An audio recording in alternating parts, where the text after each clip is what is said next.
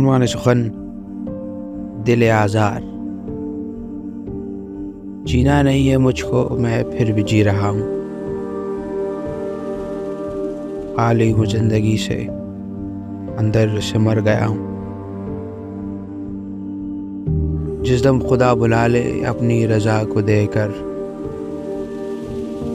اس منظر سماعت کو میں ترس گیا ہوں۔ چاہت کا کیا، مجھے تو میں خود پسند نہیں ہوں۔ خدا آئینہ یہ کہتا ہے میں بدل گیا ہوں۔ اکثر ہے جانا خود کو میں نے جدا جہاں سے، خاکی بدن میں آخر کیسے سما گیا ہوں۔ یہ نفس گر نہ ہوتی کتنا سکون ہوتا، ان چاہتوں سے مالک کتنا میں لڑ رہا ہوں۔ اب تک نہیں پتا ہے اس دل کو کیا ہوا ہے، بے مرض ہوں نہ جانے کس طرح مر رہا ہوں۔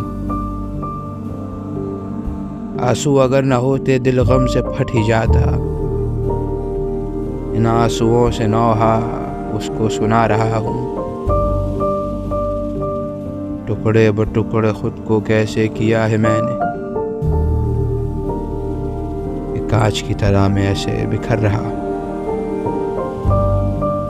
باقی ہے مجھ میں جو کچھ، اس کو خدا بچا لے۔ آیا تھا جگ میں جیسا ویسا بشر کہا ہوں۔